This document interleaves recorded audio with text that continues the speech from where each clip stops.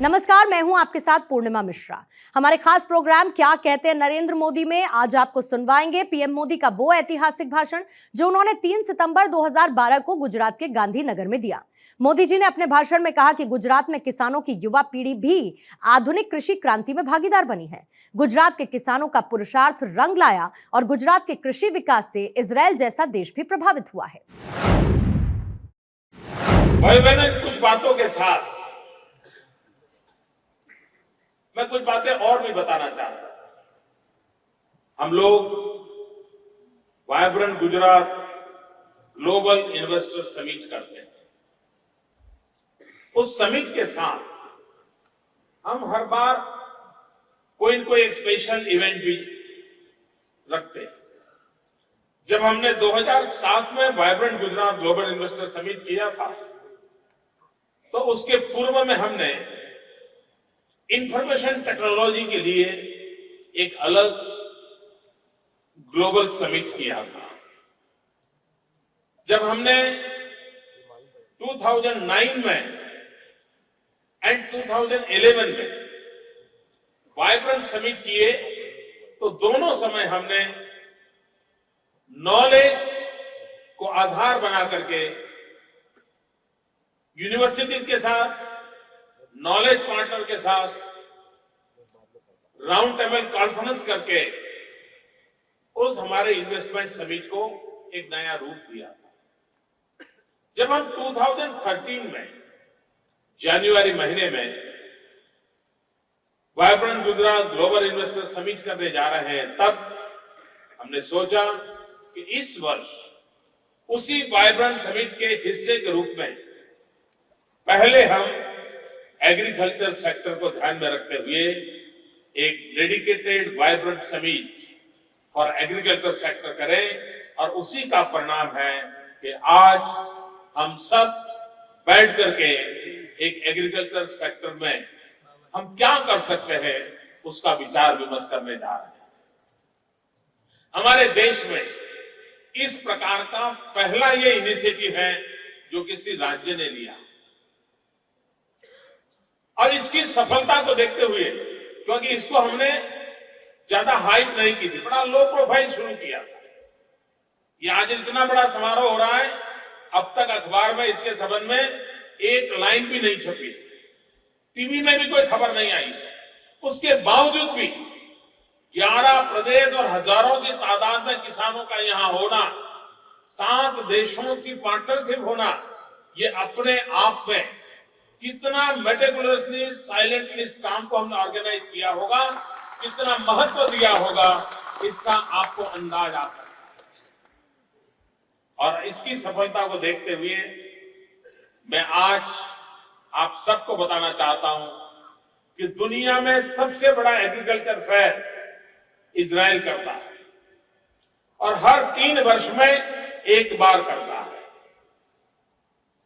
और दुनिया के 100 से अधिक देश इजराइल के उस काम में जुड़ते हैं। हमारे हिंदुस्तान से भी इजराइल के एग्रीकल्चर फेयर को देखने के लिए हर वर्ष 15 से 20 हजार किसान अपना जेब का खर्चा करके वहां जाते हैं। गुजरात से भी 1200, 1500, 2000 किसान इजराइल के एग्रीकल्चर फेयर को देखने के लिए जाते हैं। करोड़ों रुपया खर्च हमारा किसान, हमारा देश का किसान भारत के एग्रीकल्चर में कुछ नया लाने के लिए, सीखने के लिए इजराइल जाता है। भाइयों बहनों, गुजरात सरकार ने तय किया कि अब हम आगे जैसे हम vibrant Gujarat global investor summit करते हैं, उसी प्रकार से अलग से एवरी 3 ईयर्स, इजराइल भी हर 3 साल में एक बार करता है, हम भी हर 3 साल में एक बार इसी लेवल का, इजराइल के लेवल का global vibrant Gujarat global agriculture event हम करेंगे और उसमें कृषि के क्षेत्र में दुनिया में जितने नए संशोधन हुए हैं दुनिया में जितनी नई प्रगति हुई है, हर 3 वर्ष में एक बार इसी महात्मा मंदिर में किसानों के लिए मैं मेला लगाऊंगा और हिंदुस्तान भर के किसान कृषि क्षेत्र में हम कैसे आगे बढ़े। हमारे देश में कुछ मान्यताएं बन गई हैं, गुजरात ने उन मान्यताओं को बदलने में बहुत बड़ा योगदान दिया। हमारे देश में खेती तो ऐसी होती है, कोई 1 एकड़ में इतना ही पैदा होता है। नहीं भैया, ये ज्वार किया तो ज्वार के बिना कुछ हो नहीं सकता है। ऐसी एक निराशा की मानसिकता घर कर देगी। हमने गुजरात के एक्सपीरियंस से देखा है कि हमारे यहां आज से 10 साल पहले मान्यता यही थी। एक जमाना था जब माना जाता था कि उत्तम खेती, मध्यम व्यापार और कनिष्ठ नौकरी, ये कहावत हर घर में थी हमारे यहां। लेकिन धीरे धीरे स्थिति क्या बनी, किसान के परिवार में अगर 3 बच्चे हैं तो बाप सोचता है ये जो होनहार बच्चा है, पढ़ा लिखा अच्छा समझदार है, उसको बोलो कहीं सरकार में बाबू बन जाए। ये दूसरा थोड़ा ठीक है, चलो उसको कोई न कोई छोटी मोटी दुकान लगा दो, पान का ठेका लगा दो, व्यापारी में लगा दो, काम कर लेगा। ये जो बुद्धू बचा है घर में, तीसरा कम क्षमता है, चलो उसको खेती के काम में लगा देगा। यानी घर में भी ये सोच बन गई थी कि भाई कृषि से कुछ निकलने वाला नहीं है, पेट भरने वाला नहीं है, घर चलने वाला नहीं है, छोड़ो यार, कृषि की तरफ इन्वेस्टमेंट करने की जरूरत नहीं है। जो बच्चा कम क्षमता वाला है उसी को उसमें लगा दो।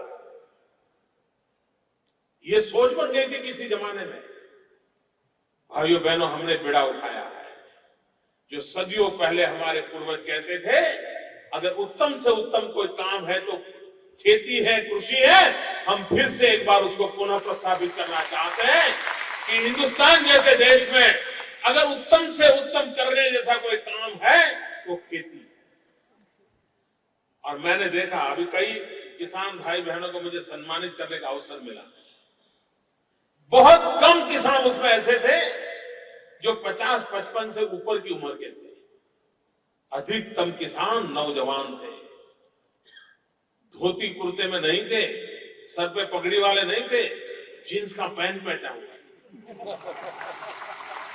यानी नौजवान कृषि की ओर आकर्षित हुआ है, कृषि में नया प्रयोग करना चाहता है, उसने कृषि को महत्व दिया है।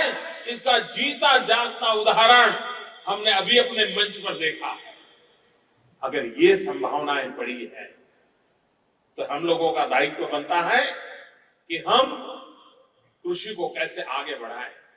भाइयों बहनों, पहले हम कृषि के विषय में सरकार भी सोचती थी, देश की सरकार भी सोचती थी, तो क्या सोचती थी कि भाई फसल खराब ना हो जाए, ये देखो, उससे ज्यादा सोचा नहीं जाता। भारत सरकार का कोई एग्रीकल्चर डिपार्टमेंट होता है, राज्य सरकार का कोई एग्रीकल्चर डिपार्टमेंट होता है, कोई एग्रीकल्चर यूनिवर्सिटी होती है, एग्रीकल्चर इकोनॉमिक्स होता है, एग्रीकल्चर इंजीनियरिंग होता है, एग्रो इंफ्रास्ट्रक्चर होता है, एग्रो फंडिंग होता है। इन सारे विषयों का हमारे देश में चर्चा में ही नहीं था। जिसका डिपार्टमेंट है वो डिपार्टमेंट अपने ऑफिस चला रहा। यूनिवर्सिटी वालों को लगता था कि हमें बीएससी एग्रीकल्चर बच्चे पैदा कर करके छोड़ देने, बस ये सब टुकड़ों में ही चलता था। गुजरात सरकार ने सबको एक करने का, एक प्लेटफॉर्म पर लाने का प्रयास किया। हमने कृषि महोत्सव के माध्यम से कृषि क्षेत्र की जितनी विधाएं हैं, जितनी शक्तियां, जितनी सोच है, जितने अनुभव है, जितनी आशाएं हैं, सबको जोड़ने का एक काम किया और एक नया विश्वास पैदा किया। और सरकार एक कैटलिक एजेंट के रूप में, एक उद्दीपक की तरह उन सबके बीच में जुड़ी। और जुड़ने का परिणाम यह हुआ कि देश कृषि विकास 3% से आगे नहीं ले जा रहा है। गुजरात जैसा प्रदेश जो कुदरत पर जीता है, जिसके पास नदियां नहीं है, उस गुजरात ने पूरा 1 दशक 10% से भी ज्यादा कृषि विकास दर करके दुनिया के लोगों को भी अचंभे में डाल दिया। इजराइल की खेती का बहुत बड़ी तारीफ होती है, लेकिन इजराइल के कौंसिल जनरल ने जब ये सुना अभी मंच पे कि गुजरात 10% है तो उनको आश्चर्य हुआ। यानी इजराइल के लोगों को भी सरप्राइज हो रहा है कि गुजरात कैसे 10% पहुंचा है। भाइयों बहनों, गुजरात अगर पहुंच सकता है तो हिंदुस्तान भी पहुंच सकता है। और भाइयों बहनों, हमने सपना देखा, अगर हम सपना देखें तो स्थितियां बदली जा सकती हैं। हम सबको याद है यहां जो जिनकी आयु 55-60 साल हुई होगी, उन सबको पुरानी कथाएं याद होगी। हमारे देश में पेट भरने के लिए नेहरू के जमाने में PL 480 गेहूं विदेश से लाना पड़ता था। पंडित नेहरू के जमाने में हिंदुस्तान को पेट भरने के लिए हिंदुस्तान में अन्न पैदा नहीं होता था, अन्न बाहर से लाना पड़ता था। PL 480 गेहूं गुजरात के बंदरों पर आते थे और पूरे देश में वो जाते थे। सरकार की आधी मशीनरी इस बात में बिजी रहती थी कि बंदरों पर माल कब पहुंचेगा, वो माल कब उठाया जाएगा, उस माल को हिंदुस्तान के कोने कोने कैसा पहुंचाया जाएगा। सरकार की आधी मशीनरी उसी में लगी रहती थी। वो दिन हिंदुस्तान ने देखे हैं, आजाद हिंदुस्तान ने देखे हैं। लेकिन एक लाल बहादुर शास्त्री आए और लाल बहादुर शास्त्री ने मंत्र दिया, जय जवान जय किसान। और लाल बहादुर शास्त्री ने हिंदुस्तान के किसानों को कहा कि मेरा देश कृषि प्रधान हो, मेरे देश के किसानों में इतना दम हो और हिंदुस्तान को पेट भरने के लिए दुनिया की ओर देखना पड़े, ये स्थिति मुझे मंजूर नहीं है, हमने कुछ करना चाहिए। उन्होंने हिंदुस्तान के किसानों का आह्वान किया और भारत के किसानों ने लाल बहादुर शास्त्री के एक शब्द पर अपना जीवन लगा दिया और अन्न के भंडार हो गए। मेरे देश के किसान ने रात दिन पसीना बहाया, हिंदुस्तान के अन्न के भंडार भर दिए और उसके बाद इस देश को पेट भरने के लिए कभी विदेशों से कुछ लाने की जरूरत नहीं पड़ी। ये काम मेरे देश के किसानों ने किया है।